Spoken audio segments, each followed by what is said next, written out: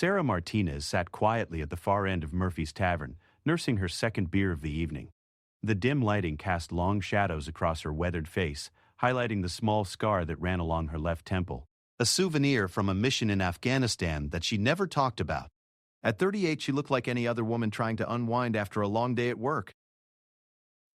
Her dark hair was pulled back in a simple ponytail and she wore faded jeans with a plain black t-shirt. Nothing about her appearance suggested that she had spent the last 15 years as one of the Navy's most elite operators. The tavern buzzed with the usual Friday night crowd. Construction workers still covered in dust from their job sites mixed with office employees, loosening their ties after another week of corporate meetings. The jukebox played classic rock while the smell of fried food and spilled beer filled the air. Sarah preferred places like this. Honest establishments where people minded their own business and didn't ask too many questions about what someone did for a living. She had been coming to Murphy's for 3 months now, ever since moving to San Diego for her new assignment. After years of classified operations around the globe, she was finally stationed somewhere that felt almost normal. Her current role involved training new recruits, though most of them had no idea who was really teaching them. The Navy kept her identity carefully protected, listing her simply as Instructor Martinez in all official documents. The peace of her evening was interrupted when the door burst open with enough force to rattle the windows. 5 young men in their early 20s stumbled inside, already drunk and looking for trouble.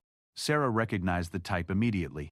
Fresh recruits who had just finished basic training and thought they owned the world. Their haircuts were regulation short, and despite wearing civilian clothes, they carried themselves with the cocky swagger of new military personnel. The loudest of the group was a tall blonde kid with arms covered in fresh tattoos. He wore a tank top that showed off muscles he had worked hard to build during training. His name was Tyler Brennan, though Sarah didn't know that yet. What she could see was the way he scanned the room like a predator looking for prey, his eyes stopping on every woman present before moving on to size up any potential male competition. Tyler's friends followed his lead as they pushed their way to the bar, shoving past other customers without apology. The bartender, a middle-aged man named Frank who had been running Murphy's for over 20 years, served them with obvious reluctance. Frank had dealt with plenty of military personnel over the years and could usually spot trouble before it started. 5 beers, Tyler demanded, slapping a crumpled $20 bill on the bar. And make them cold. We just graduated from the toughest training in the world.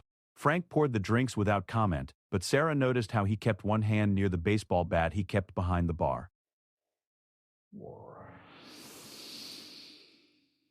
She had seen that look before, the expression of someone preparing for violence while hoping it wouldn't come. The group of recruits quickly claimed a table near the center of the room, their voices growing louder with each drink. Tyler regaled his friends with exaggerated stories of their training, describing how they had conquered every challenge the instructors threw at them. In his version of events, he was always the hero, the one who helped weaker recruits when they couldn't keep up. "I'm telling you guys," Tyler said, gesturing wildly with his beer bottle. "We're the elite now.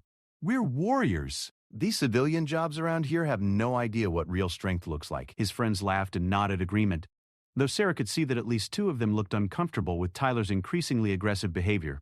She had encountered hundreds of young recruits over the years, and she knew the difference between healthy confidence and dangerous arrogance. As the evening wore on, Tyler's attention began to wander around the room. He made crude comments about several women, loudly enough for them to hear. Most ignored him, but Sarah watched as 3 different groups of people quietly paid their tabs and left. Frank's expression grew darker with each departure. Tyler's gaze eventually landed on Sarah, who had been observing the situation while appearing to focus on her beer. She sat alone, which made her an easy target in his mind. He saw a woman who looked approachable but not flashy, someone who might be impressed by his stories of military training. "Hey guys," Tyler said to his friends, "watch this. I'm going to go talk to that brunette over there. She looks like she needs some excitement in her life." One of his friends, a smaller kid named Marcus, grabbed Tyler's arm. "Maybe we should just finish our drinks and head back to base. It's getting late." Tyler shook him off with more force than necessary. "Relax, Marcus. I'm just being friendly. She's probably lonely sitting there by herself." Sarah felt Tyler approaching before she saw him. Years of combat experience had given her an almost supernatural awareness of her surroundings. She could sense when someone was moving with hostile intent, and every instinct in her body was now alert. But she continued staring at her beer, allowing Tyler to think he had the element of surprise. Tyler slid into the seat across from her without invitation, his beer bottle hitting the table with unnecessary force.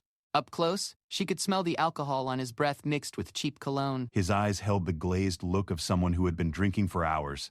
"Well, hello there," Tyler said, with what he probably thought was a charming smile. "I couldn't help but notice you sitting here all alone. That's a crime against nature, if you ask me."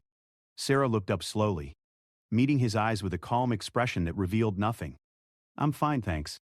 "Oh, I'm sure you are," Tyler continued, leaning back in his chair like he owned the place. "But fine isn't the same as having a good time." I'm Tyler, by the way. I just graduated from Navy basic training. "We're celebrating tonight." Congratulations, Sarah replied in a neutral tone. "That's quite an accomplishment." Tyler's chest swelled with pride. "You bet it is. Most people can't handle what we went through. The physical training, the mental challenges, it separates the men from the boys, if you know what I mean." Sarah nodded politely while mentally cataloging every detail about Tyler. His posture suggested he had indeed completed basic military training, but his movements lacked the fluid efficiency that came with real combat experience. He was strong, probably stronger than average, but strength without skill and discipline was often more dangerous to the person possessing it than to anyone else. "What's your name, beautiful?" Tyler asked, reaching across the table as if to touch her hand. Sarah pulled her hands back casually, folding them in her lap. "Sarah, Sarah," Tyler repeated, as if tasting the word. I like that. Classic name for a classic beauty. "So what do you do, Sarah?" "Let me guess. Teacher? Nurse? Something nurturing, I bet." I work with the Navy, Sarah said simply. Tyler's eyes lit up with interest. No kidding. What department? "Administration? Maybe we know some of the same people." "I doubt it." The conversation continued for several more minutes, with Tyler becoming increasingly frustrated by Sarah's lack of enthusiasm. He was accustomed to women being impressed by his military status and physical presence. Sarah's polite but distant responses were not fitting the script he had in his head. Meanwhile, Frank the bartender had been watching the interaction with growing concern.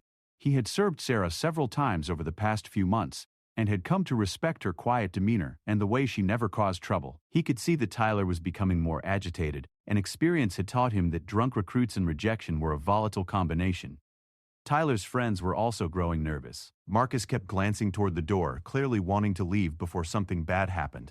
But Tyler was too deep in his performance to notice their discomfort. "You know what your problem is, Sarah?" Tyler said, his voice taking on a harder edge. "You're uptight. You need someone to help you relax, show you how to have a good time." "I'm relaxed," Sarah replied calmly. "And I'm having the exact amount of fun I want to have." "Come on," Tyler pressed, his smile becoming forced. "Don't be like that.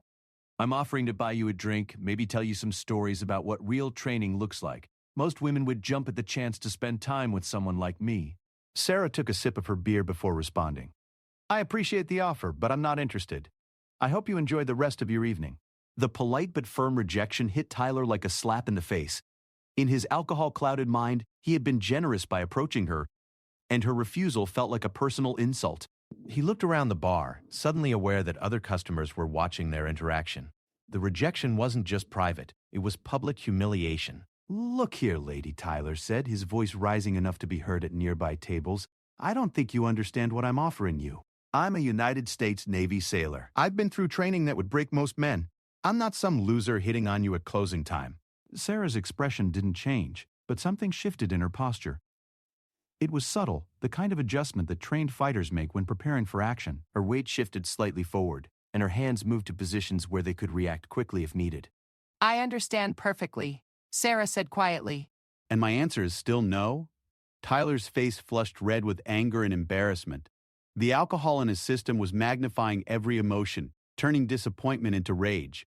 He had built up this interaction in his mind as a guaranteed success, and Sarah's continued refusal was shattering his self-image.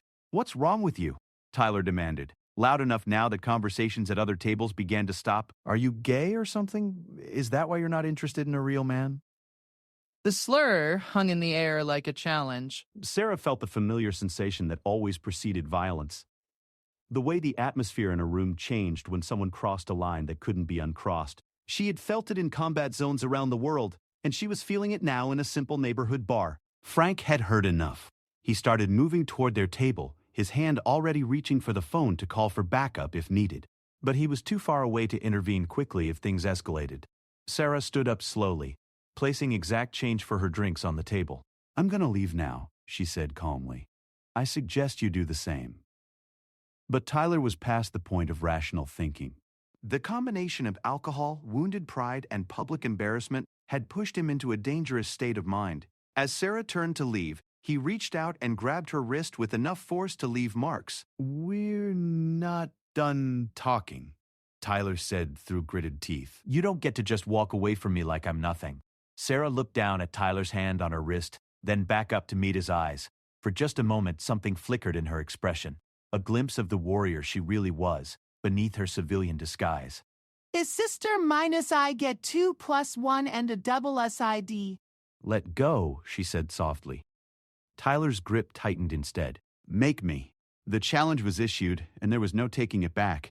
Everyone in Murphy's Tavern was now watching, waiting to see what would happen next. Tyler's friends were frozen with shock, recognizing that their evening had taken a very wrong turn, but not knowing how to stop it.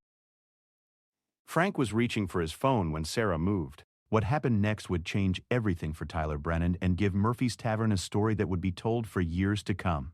Sarah's free hand moved with lightning speed, striking a pressure point on Tyler's wrist that immediately caused his grip to release. The technique was precise and professional, designed to cause maximum discomfort with minimal visible damage. Tyler yelped in pain and jerked his hand back, staring at Sarah with shock and confusion. "What the hell?" Tyler started to say, but Sarah was already moving toward the door. That should have been the end of it. A smart person would have recognized that they had just encountered someone with serious training and would have let her leave. But Tyler was drunk, humiliated, and angry beyond rational thought. "You think you're tough," Tyler shouted, jumping up from the table so quickly that his chair fell backward. "You think you can make me look like a fool in front of everyone?" "Walk away," she said, her voice carrying a tone of command that made several other customers instinctively step back. But Tyler was past listening to reason. With a roar of rage, he charged toward Sarah's back, intending to grab her and show everyone in the bar who was really in control. That was his first and last mistake of the evening. Sarah heard Tyler's heavy footsteps charging toward her before he had taken 3 steps. 15 years of combat training had given her reflexes that operated faster than conscious thought. She spun around with fluid grace, her body moving with the precision of someone who had been in life-or-death situations more times than she could count. Tyler was still 2 feet away when Sarah's hand shot out and caught him by the front of his shirt. Using his own momentum against him, she pivoted and guided his charge directly into the nearest wall. Tyler's face hit the wood paneling with a solid thunk that echoed throughout the suddenly silent bar. The entire sequence had taken less than 3 seconds. Tyler found himself pressed against the wall with his arm twisted behind his back in a position that sent shooting pain through his shoulder. Sarah applied just enough pressure to keep him completely immobilized without causing permanent damage. "Stay down," Sarah said quietly, her voice carrying absolute authority. Tyler struggled briefly, but every movement sent fresh waves of pain through his trapped arm. He had never experienced anything like this, the complete and total control that Sarah had over his body with what seemed like minimal effort. The bar was completely silent, except for the sound of Tyler's heavy breathing and the distant music from the jukebox that no one was paying attention to anymore. Every customer in Murphy's Tavern was staring at the scene with various expressions of shock, confusion, and amazement. Frank stood behind the bar with his mouth open, the phone still in his hand but forgotten. In 20 years of running the establishment, he had seen plenty of fights, but nothing like what he had just witnessed. This is the book. It's just about 1970, Cord. Sarah had moved with the fluid efficiency of a professional, someone who clearly knew exactly what she was doing.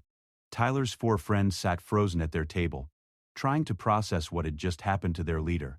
Marcus, the smallest of the group, looked like he was about to be sick. The other 3 exchanged worried glances, suddenly realizing that their evening of celebration had turned into something they had never anticipated. "What the hell are you?"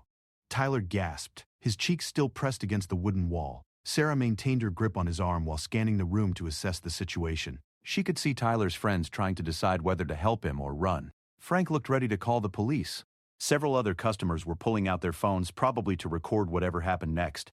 "I'm someone you shouldn't have grabbed," Sarah replied calmly. Tyler tried to push away from the wall again, but Sarah simply adjusted her hold slightly, sending a fresh spike of pain through his shoulder that made him cry out. "Let me go!" Tyler demanded, though his voice cracked with pain and humiliation. "When you calm down and apologize for grabbing me," Sarah said. "I don't have to apologize for anything." You attacked me. Sarah sighed. She had dealt with dozens of recruits like Tyler over the years, young men who confused aggression with strength and thought that volume made them right. They all needed the same lesson, though. Most learned it during training rather than in a civilian bar. You grabbed my wrist without permission. Sarah explained patiently. When I asked you to let go, you tightened your grip and threatened me. Then you charged at me from behind. In what world is defending myself considered an attack? Tyler wanted to argue, but the logical part of his brain was starting to work through his alcoholic haze. He could feel the eyes of everyone in the bar watching him, and he was beginning to understand that he was not going to emerge from this situation as the hero of his own story. Frank finally approached, though he kept a respectful distance from Sarah. Should I call the cops? He asked. Sarah glanced at him, appreciating that he was asking her rather than making assumptions about what had happened. That's up to him, she said, nodding toward Tyler. If he can behave like an adult and apologize, we can call this a learning experience. Tyler's pride warred with his common sense. The smart play was obvious. Apologize and hope this woman would let him walk away with some dignity intact. But admitting fault in front of his friends in a room full of strangers felt impossible. I was just trying to talk to you, Tyler said weakly. You didn't have to get violent. You grabbed me after I clearly said I wasn't interested in talking. What did you think was going to happen? One of Tyler's friends, a kid named Jason with red hair and freckles, finally found his courage. Tyler, he called out, just apologize, man. Let's get out of here. Tyler shot him a murderous look. Shut up, Jason. I don't need advice from you. Sarah felt Tyler tense up again, and she recognized the signs of someone about to do something even stupider than what they had already done. She had seen it countless times in combat. The moment when someone who was already in trouble decided to make their situation dramatically worse. Here's what's going to happen, Sarah said in a tone that left no room for argument. You're going to apologize for grabbing me without permission. You're going to promise never to put your hands on anyone who doesn't want you touching them. And then you and your friends are going to leave quietly. This is your only chance to handle this like a man instead of a child. Tyler's face flushed even redder. The word child cut deep, especially coming from a woman who had just demonstrated that she could control him completely. His ego simply could not accept being humiliated this thoroughly. Instead of apologizing, Tyler made the worst decision of his young military career. He pretended to relax, letting his body go limp as if he was giving up. Sarah felt the change in his posture and knew what was coming, but she wanted to give him one last chance to make the right choice. When Tyler suddenly tried to break free and spin around to throw a punch, Sarah was ready for him. She redirected his movement smoothly, using his own force to spin him completely around before putting him face first on the nearest table. His beer bottle shattered as he hit, sending glass and alcohol flying across the floor. This time Sarah applied what instructors called a compliance hold, a technique that caused enough discomfort to make resistance extremely unpleasant without causing actual injury. Tyler found himself bent over the table with his arm twisted behind his back at an angle that made it impossible to move without causing himself significant pain. That was strike 2, Sarah said calmly. There won't be a strike 3. Tyler was breathing hard, partly from exertion but mostly from the realization that he was completely outmatched. The woman holding him down wasn't even breathing heavily, despite having just controlled his 190-pound body like he was a child having a tantrum. Who are you? Tyler asked again, but this time there was genuine fear in his voice. Sarah didn't answer immediately. She was thinking about how to handle the situation in a way that would teach Tyler the lesson he needed to learn without creating bigger problems. She couldn't reveal her true identity. Her work was classified, and there were very good reasons why her name and face weren't supposed to be connected to her military service. Frank had seen enough. He walked over to Tyler's friends, who were still sitting at their table in shocked silence. You boys need to get your friend under control and get out of my bar, he said firmly. Before I decide to ban all of you permanently, Marcus stood up slowly, his hands raised in a gesture of peace. We're sorry about this, he said. Tyler had too much to drink. We'll get him out of here. Will you? Frank asked skeptically. Because right now it looks like your friend is about to get himself arrested for assault. The threat of legal consequences finally penetrated Tyler's alcohol-clouded thinking. He was just weeks out of basic training, which meant his military career could be ended before it really started if he got arrested for attacking a civilian. The Navy did not tolerate recruits who got into legal trouble during their first assignments. Okay, Tyler said quietly. I'll apologize. Sarah maintained her hold on him while considering whether he was being genuine or just saying what he thought she wanted to hear. After a moment, she released him, but remained ready to react if he made another stupid decision. Tyler straightened up slowly, rubbing his shoulder where Sarah had controlled him. His face was red with embarrassment and anger, but the fight had gone out of him. He looked around the bar at all the people who had witnessed his humiliation, and for the first time he seemed to understand the gravity of what had happened. "I'm sorry," Tyler said, though his tone suggested the words were being dragged out of him. "I shouldn't have grabbed you." "And?" Sarah prompted. Tyler's jaw worked silently for a moment before he continued. "And I shouldn't have tried to hit you. I was drunk and stupid." Sarah nodded. Being drunk is an explanation, not an excuse. You put your hands on someone who clearly didn't want you touching them. In the real world, that has consequences. "I get it," Tyler muttered. "Do you?" Sarah asked. "Because tomorrow you're going to wake up sober and start telling yourself that this was all my fault. You're going to convince yourself that I overreacted, or that I was somehow unfair to you. And that's when you'll be in real danger of becoming someone who hurts people." "This is the damage of becoming someone who hurts people." Tyler looked at her with confusion. "What are you talking about?" Sarah studied his face, seeing the genuine bewilderment there. Despite everything that had happened, Tyler still didn't fully understand what he had done wrong. He saw the physical confrontation as the problem, not the harassment and entitlement that had led to it. "You approached me when I was clearly trying to be left alone," Sarah explained patiently. "When I politely declined your conversation, you kept pushing. When I tried to leave, you physically restrained me. At every step, I gave you opportunities to behave respectfully, and you chose escalation instead." Tyler wanted to argue, but he could feel the weight of everyone in the bar watching him. More importantly, he could see the truth in what Sarah was saying, even if his pride didn't want to accept it. "I was just being friendly," Tyler said weakly.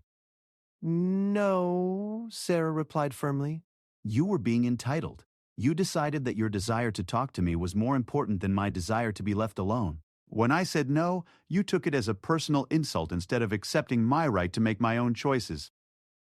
Frank nodded approvingly from behind the bar. He had seen this same pattern play out hundreds of times over the years, and he was impressed by how clearly Sarah was explaining it to someone who obviously needed to hear it. Marcus stepped forward hesitantly. "Tyler, we should go, now." Tyler looked at his friends and saw the disappointment in their faces. These were guys who had looked up to him during training, who had followed his lead and laughed at his jokes. Now they looked embarrassed to be associated with him. "Fine," Tyler said. "We'll leave." But as he turned toward the door, Sarah spoke again. "Tyler." He stopped and looked back at her, and she saw something in his expression that gave her hope. Beneath the anger and embarrassment, there was a flicker of genuine shame, the recognition that he had behaved badly. "The Navy is going to teach you a lot of things," Sarah said. "How to fight, how to follow orders, how to be part of a team. But the most important thing they should teach you is how to use your strength to protect people who need protecting, not to intimidate people who just want to be left alone." Tyler stared at her for a long moment, and Sarah could see him processing her words. There was still a lot of pride and anger in his expression, but there was also something else, the beginning of understanding. "Who are you?" Tyler asked for the third time that evening. Sarah almost smiled. "I'm someone who learned those lessons the hard way. Don't make the same mistakes I did." Tyler wanted to ask more questions, but Marcus grabbed his arm and started pulling him toward the door. The other three friends quickly followed, leaving money on their table and offering apologetic nods to Frank as they passed the bar. As the group reached the door, Tyler stopped and looked back at Sarah one more time. "Will I see you again?" he asked. "Maybe," Sarah replied. "If you do, I hope you'll remember this conversation." The 5 recruits left Murphy's Tavern in silence, walking into the night with a very different energy than they had entered with. Tyler's friends peppered him with questions and criticism, but he barely heard them. His mind was replaying the evening's events, trying to understand how everything had gone so wrong so quickly. Back in the bar, the normal conversation slowly resumed as people processed what they had witnessed. Frank walked over to Sarah, who had returned to her original seat, and ordered another beer. "You handled that well," Frank said, placing the fresh bottle in front of her. "Thanks," Sarah replied. "Sorry about the disturbance." Frank shook his head. "You didn't cause any disturbance. That boy did. Question is, what are you, military?" Sarah took a sip of her beer before answering. "Something like that." Frank nodded, recognizing that she didn't want to elaborate. "Well, whatever you are, I'm glad you were here tonight." That could have gone a lot worse for everyone involved. Sarah looked around the bar, noting how quickly things had returned to normal. people were resilient, she reflected. They could witness something extraordinary and then go back to their ordinary lives within minutes. But she knew that Tyler Brennan's life would never be quite ordinary again. Tonight had shown him something about himself that he would have to live with, the knowledge that he was capable of behaviors that he probably thought only other people engaged in. The question now was what Tyler would do with that knowledge. Some people learned and grew from moments like this. Others doubled down on their mistakes and became worse versions of themselves. Sarah finished her beer and left money on the table, including a generous tip for Frank. As she walked toward the door, several other customers nodded respectfully to her. She had earned their respect not just by handling Tyler effectively, but by the way she had tried to teach him something important instead of simply hurting him. Outside, the cool night air felt refreshing after the stuffy atmosphere of the bar. Sarah walked to her car, a practical sedan that drew no attention and revealed nothing about its owner. As she drove home, she thought about whether she would see Tyler Brennan again. Unknown to her, she would see him much sooner than she expected. This is the book, it's about history. As she drove home, she thought about whether she would see Tyler Brennan again. Unknown to her, she would see him much sooner than she expected. Unknown to her, she would see him much sooner than she expected. And when she did, both of their lives would be changed forever. Monday morning came with the harsh ring of Sarah's alarm clock at 050 hours. She rolled out of bed with the automatic precision of someone whose body had been trained to wake up ready for action. Her small apartment was spartanly furnished, a bed, a desk, a few chairs, and workout equipment. The walls were bare except for a single-framed photograph of her SEAL team from her last deployment, though she kept it face down in a drawer most of the time. After a quick shower and breakfast, Sarah dressed in her instructor uniform, plain military fatigues with minimal rank insignia. Her assignment at the Naval Special Warfare Training Center required her to maintain a low profile, so most personnel only knew her as Instructor Martinez. Her real identity and service record were classified at levels that required special clearance to access. The drive to the base took 20 minutes through morning traffic. Sarah used the time to mentally prepare for another week of training new recruits. It was challenging work in different ways than her previous assignments. Instead of hunting terrorists in foreign countries, she now had to mold young civilians into warriors without breaking them in the process. The training facility sprawled across hundreds of acres, with obstacle courses, shooting ranges, and specialized buildings designed to simulate everything from urban combat to underwater operations. Sarah's classroom was in Building C, a nondescript structure that housed various advanced training programs. As she pulled into the parking lot, Sarah noticed the familiar sight of new recruits running in formation across the distant fields. They looked so young from this distance, like children playing at being soldiers. She remembered feeling that same mixture of excitement and terror during her own early training, though that seemed like a lifetime ago now. Sarah's first class of the day was scheduled for 0800, a specialized course in close-quarters combat that was only offered to recruits who had shown exceptional aptitude during basic training. The Navy selected these students carefully, looking for individuals who might eventually qualify for elite units like the SEALs. She entered the classroom and began setting up equipment for the day's lesson. The room contained practice mats, wooden weapons for sparring, and various training aids designed to teach advanced fighting techniques. On the walls hung diagrams showing pressure points, proper stances, and defensive positions. At exactly 0800, 12 recruits filed into the room and stood at attention. Sarah looked up from her preparations and felt her stomach drop. There, in the front row, standing ramrod straight, with his eyes focused straight ahead, was Tyler Brennan. Tyler's face was carefully neutral, but Sarah could see the shock in his eyes when he recognized her. His jaw tightened almost imperceptibly, and a flush crept up his neck. For a moment, neither of them moved, the weight of Friday night's encounter hanging in the air between them. The other 11 recruits sensed something unusual but couldn't identify what it was. They remained at attention, waiting for their instructor to speak, unaware that their classmate was experiencing what might be the most uncomfortable moment of his young military career. Sarah recovered first, her years of training taking over. Whatever personal history existed between her and Tyler Brennan, they were now in a professional environment where lives could depend on proper instruction.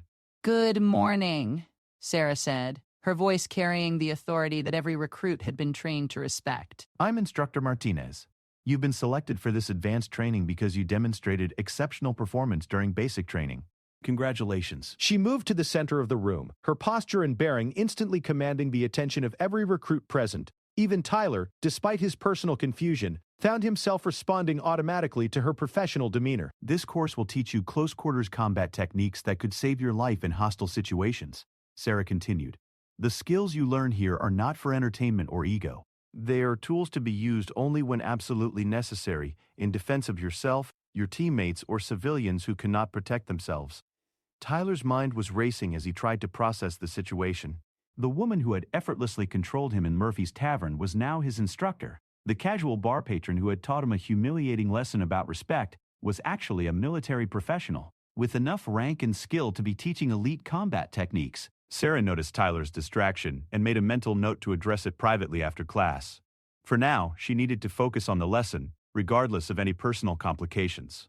The first rule of close-quarters combat, Sarah said, moving to demonstrate on one of the practice mats, is that it should always be your last option. If you can avoid a fight, avoid it.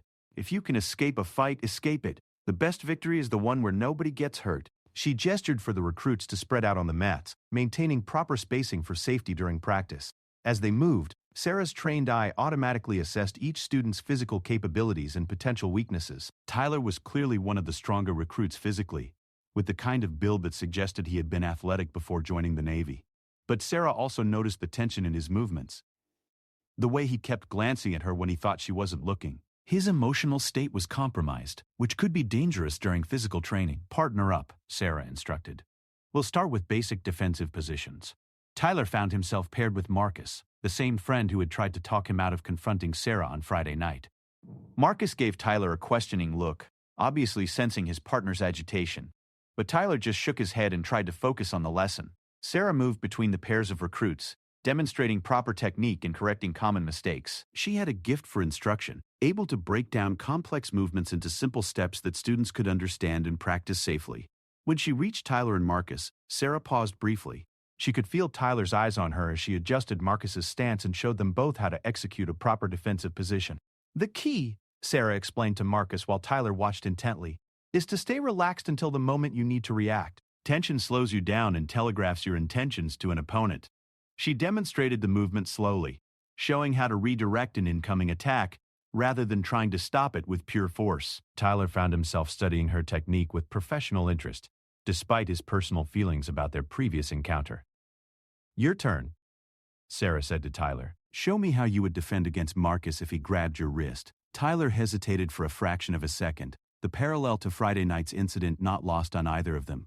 Then his training took over, and he attempted the technique Sarah had just demonstrated. His form was adequate but not perfect.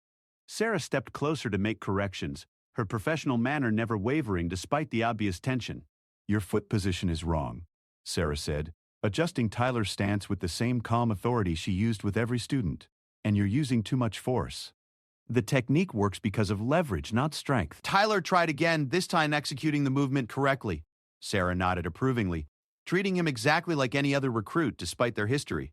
Better practice that 50 times with Marcus than switch positions. As Sarah moved on to the next pair of students, Tyler began working with Marcus on the defensive techniques, but his concentration was shattered by the surreal nature of the situation. 3 days ago, this woman had embarrassed him in front of a bar full of strangers. Now she was teaching him skills that could save his life in combat. Tyler, what's wrong with you? You're not even trying. Nothing. Tyler replied automatically, but his movements remained stiff and mechanical. Sarah observed their practice from across the room, noting Tyler's lack of focus. After several minutes, she called for a break and approached him directly. Brennan, she said, using his last name as she would with any recruit. Stay after class. We need to discuss your performance. Tyler's face flushed red, but he nodded. Yes, ma'am. The rest of the class period passed slowly for Tyler. He went through the motions of learning and practicing, but his mind was elsewhere. He kept trying to reconcile the professional instructor in front of him with the woman he had encountered at Murphy's Tavern. When class ended, the other recruits filed out quickly, eager to get to their next assignment. Marcus lingered for a moment, giving Tyler a concerned look, but Tyler waved him away. Soon Tyler and Sarah were alone in the classroom. The silence stretched between them as Tyler stood at attention, unsure whether he should address their previous encounter or pretend it had never happened. Sarah closed the door and turned to face him. Her expression was unreadable, displaying neither anger nor sympathy. Well, Sarah said finally, this is an interesting situation. Tyler swallowed hard. Yes, ma'am. I didn't know you were, Sarah finished. That I actually knew what I was talking about when I tried to explain proper behavior to you? Tyler's jaw clenched, but he forced himself to maintain eye contact. Ma'am, about Friday night? Friday night is over, Sarah interrupted. What matters now is whether you can function as a professional in this classroom. Can you? Tyler considered the question carefully. His pride was still wounded from their encounter, and seeing Sarah in a position of authority over him added insult to injury. But he was also beginning to understand that his military career could depend on how he handled this situation. Yes, ma'am, Tyler said finally. I can be professional. Sarah studied his face for a long moment, looking for signs of deception or continuing resentment. What she saw was a young man struggling to reconcile his ego with reality, but making a genuine effort to do the right thing. Good, Sarah said, because this course will challenge you in ways you haven't experienced before. If you're distracted by personal issues, you could get hurt or cause someone else to get hurt. Tyler nodded. I understand, ma'am. Do you? Sarah asked. Because I'm not convinced you understand much of anything yet. The comment stung, but Tyler forced himself to remain calm. What do you mean, ma'am? Sarah moved to the window, looking out at the recruits running formations in the distance. Tell me what you learned Friday night. Tyler was quiet for a long moment, thinking about how to answer. I learned that I misjudged the situation. That's a start. What else? I learned that I was wrong about what happened. Sarah turned back to face him. Wrong how? Tyler's face showed the struggle between his pride and his growing understanding. I thought you were just some civilian who didn't appreciate what I'd accomplished. I thought you were being rude by not wanting to talk to me. And now? Now I understand that you were just trying to have a quiet evening, and I wouldn't respect your boundaries. Sarah nodded slowly. That's progress. What else? Tyler thought harder, trying to identify the deeper lessons from their encounter. I learned that I don't know as much as I thought I did. About fighting, or about reading people, or about how to treat women. Those are important realizations, Sarah acknowledged. But there's something else you need to understand. Something that could determine whether you succeed or fail in your military career. Tyler waited, sensing that something significant was coming. You need to learn the difference between being strong and being a bully, Sarah said. Between confidence and arrogance. Between leadership and domination. She moved closer to Tyler, her expression serious but not hostile. The Navy is going to teach you skills that can seriously hurt people. You'll learn weapons, tactics, and fighting techniques that could disable or kill someone if used improperly. That's an enormous responsibility. Tyler nodded, beginning to understand where Sarah was leading. If you can't control yourself around a woman in a bar, Sarah continued, how can the Navy trust you with a weapon in a war zone? If you can't respect someone's right to say no to a conversation, how can you be trusted to follow rules of engagement with enemy combatants? The questions hit Tyler like physical blows. He had never connected his behavior Friday night with his fitness for military service. But now the connection seemed obvious and disturbing. I never thought about it that way, Tyler admitted quietly. Most people don't, Sarah replied. They think military training is just about physical skills and following orders. But the most important part is learning to control yourself under pressure. Learning to make good decisions even when you're angry, scared, or frustrated. Tyler was quiet for several minutes, processing Sarah's words. When he finally spoke, his voice was different. Less defensive, more thoughtful. Ma'am, can I ask you something? Go ahead.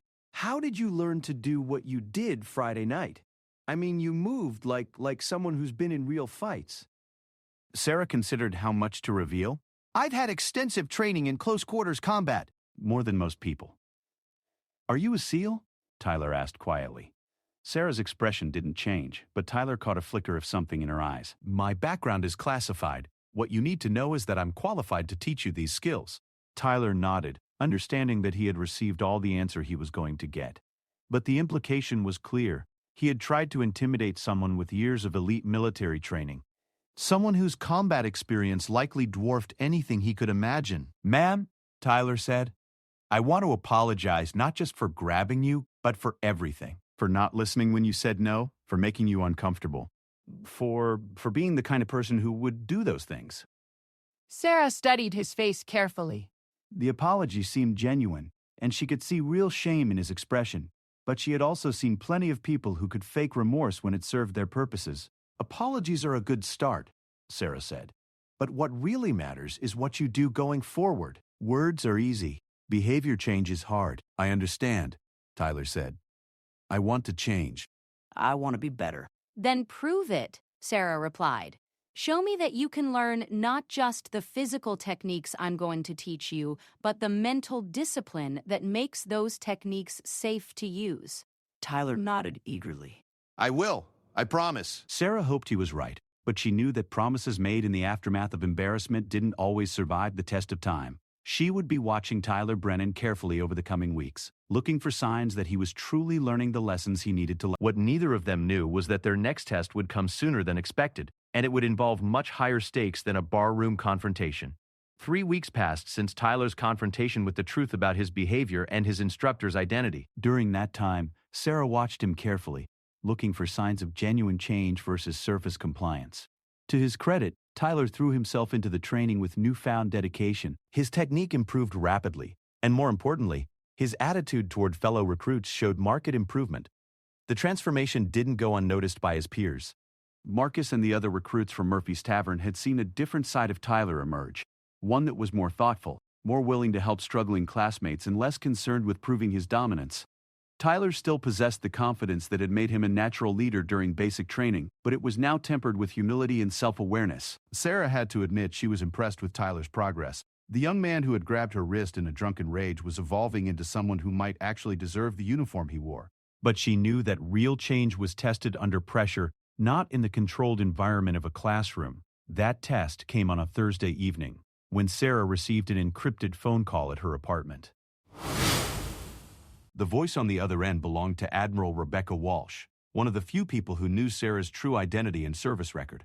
Martinez, we have a situation, Admiral Walsh said without preamble. There's been a security breach at the Coronado facility. Classified training materials have been compromised, and we suspect insider involvement.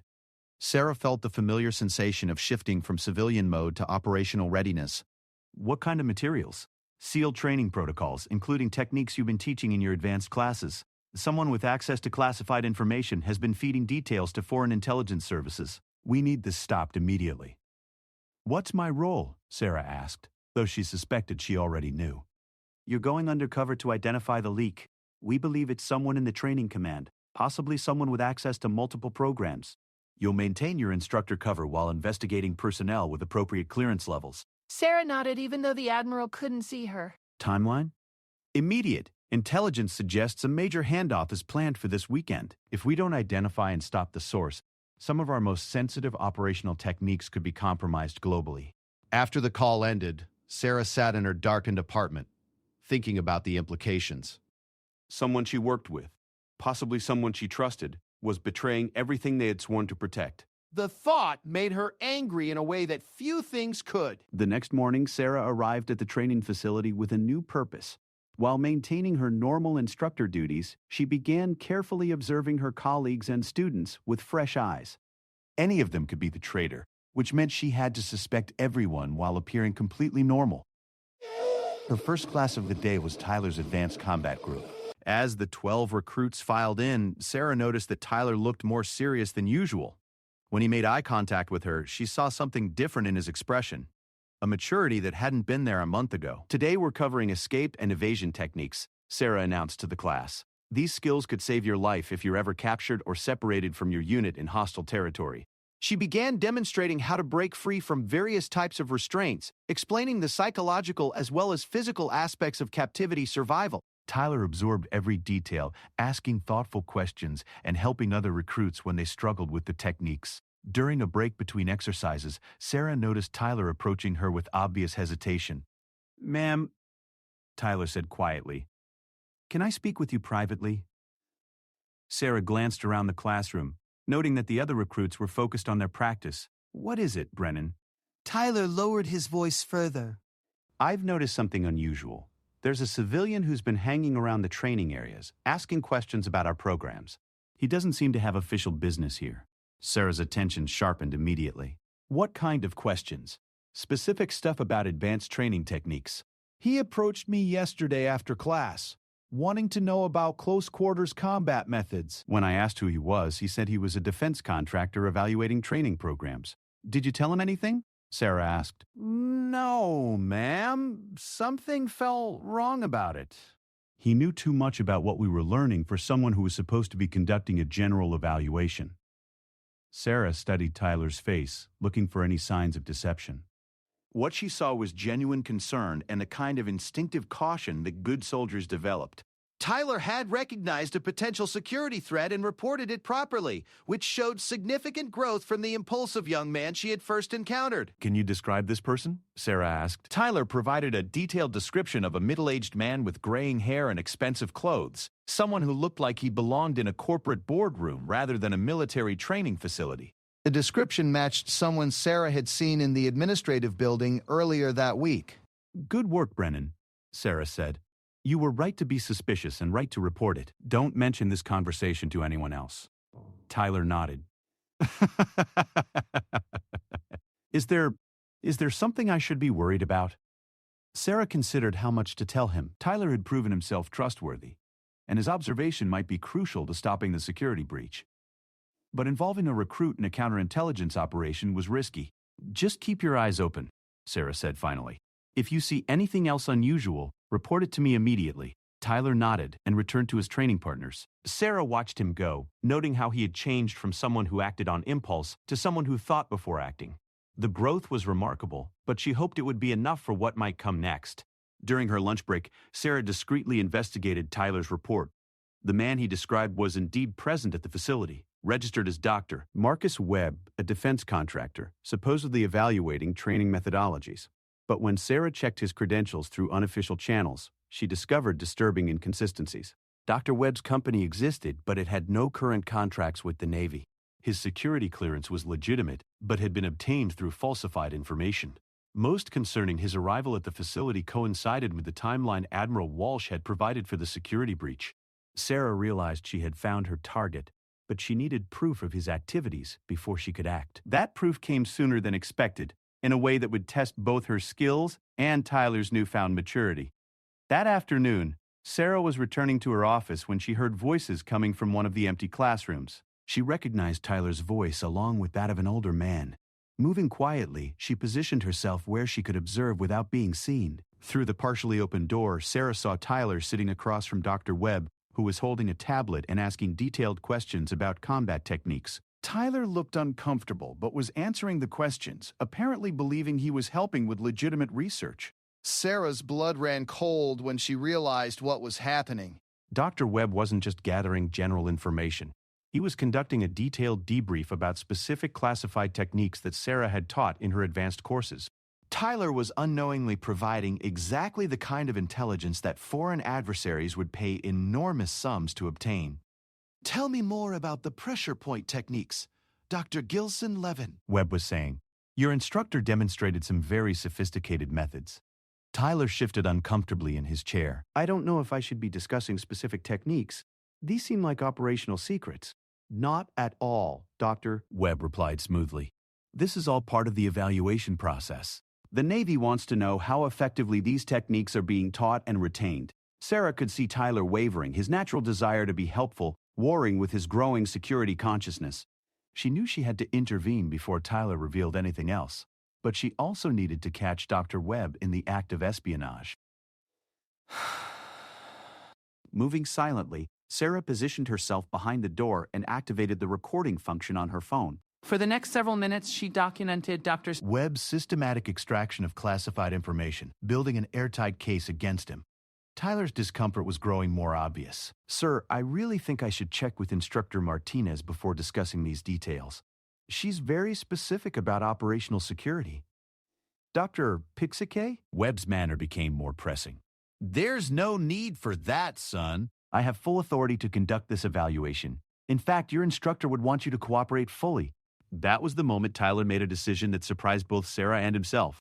Instead of continuing to answer questions, he stood up abruptly. I'm sorry, sir, but I'm not comfortable with this. I need to speak with my instructor before we continue. Dr. Webb's friendly mask slipped slightly. Sit down, recruit. You don't have a choice in this matter. The threat in Webb's voice triggered something in Tyler. Not the old aggression, but a new kind of strength. He had learned to recognize when someone was trying to manipulate or intimidate him, and he wasn't going to allow it. Actually, sir, I do have a choice, Tyler said firmly. And I choose not to discuss classified training without proper authorization. Sarah felt a surge of pride at Tyler's response. The young man who had once tried to intimidate a woman in a bar was now standing up to a trained intelligence operative. Guided by principles rather than pride. Dr. Webb realized his cover was blown and reached into his jacket. Sarah didn't wait to see what he was reaching for. She burst through the door with the fluid speed that had made her legendary among her peers. "Step away from the recruit," Sarah commanded, her voice carrying absolute authority. Doctor, Webb spun around, his hand emerging from his jacket with a small pistol. But Sarah was already moving.